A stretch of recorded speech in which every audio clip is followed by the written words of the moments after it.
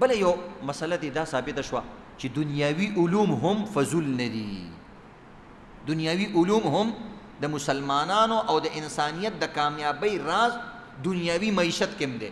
آدم علیه السلام ته لومبنې تعلیم چې ورکړی شوی د دنیاوي علوم ورکړی شوی. د دې څه نوم دی، د دې څه نوم دی، د دې څیزونو فایده څه ده، د دې نقصان څیز دی، پته ولګېده. که مسلمان د دین سره سره د دنیاوي علومو نه چشمپوشي کوي او ځان ته پټوي او دې کې محنت نه کوي، دوی به تنزل شکاري، دوی به د بل محتاج. نو آدم علیه السلام چې الله را لېږلی پرفیکټ انسان یې را لېږلی مکمل. هلته وله نبوت ورکو، هلته وله علم ورکړو، هلته وله دنیاوي څیزونه مښودل. دې ته څه وایي، دې ته څه وایي، دې ته څه وایي، اسمان ځمکه اوبو د دې فایدې د دې څیزونو باندې یې پوه کړه. نو پته ولګي د دین سره سره که انسان ساينس زده کوي، ټیکنالوژي زده کوي، دنیاوي نور علوم زده کوي، دا پکار دي. بل چې الله رب العزت دا به د فرض درجه کې بیان کړي، واعدوا لهم ما استطعتم من قوه، وی تاسو د دشمن خلاف هر قسمه قوت حاصل کړي. هر قسمه قوت سره یو علمی انداز سره اسلام دین زده کول، عقیدی لحاظ سره مضبوط، دویم دانه د معیشت لحاظ سره، ټیکنالوژي لحاظ سره، بمونو لحاظ سره، ټینکونو لحاظ سره، ساينسدانو لحاظ سره. دا یاد لرئ ساينسدانان، ډاکټران او انجینیران جوړول د دغه آیات پر روشنی کې فرض دي، کفایي دي، فرض دي.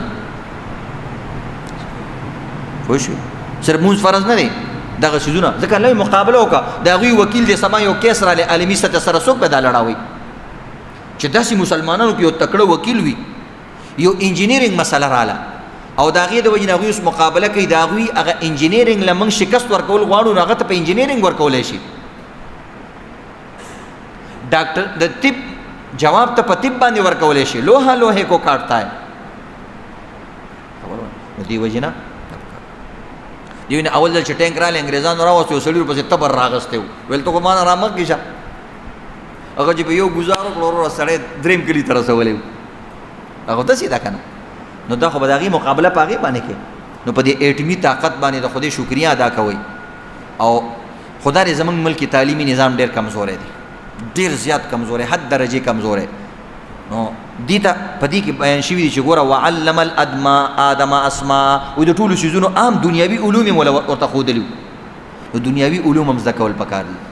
نن مسلمانان د هغوی د کمزورۍ یو وجه دا هم ده، یو خدای دې دین یې پرېښی دی، اسلام نوم نشته، بس صرف ظاهر دی. دویم دا دی ساينس او ټیکنالوژي کې اسلامي ملکونه کمزوري دي، دوی نشي اوچتېدی، سر نشي اوچتولی. یو سړي سره په لاس کې کلاشنکوف دی او تا لیندر اغوستې ده، ته څنګه مقابله کې دغه دا نشي کولی. نو دې وجې نه خپلو بچو باندې دنیاوي علوم هم وایي او عصري علوم هم پې وایي او تعلیم هم حاصلوئ. خو د انګریزانو تعلیم او زموږ تعلیم کې فرق څه دی؟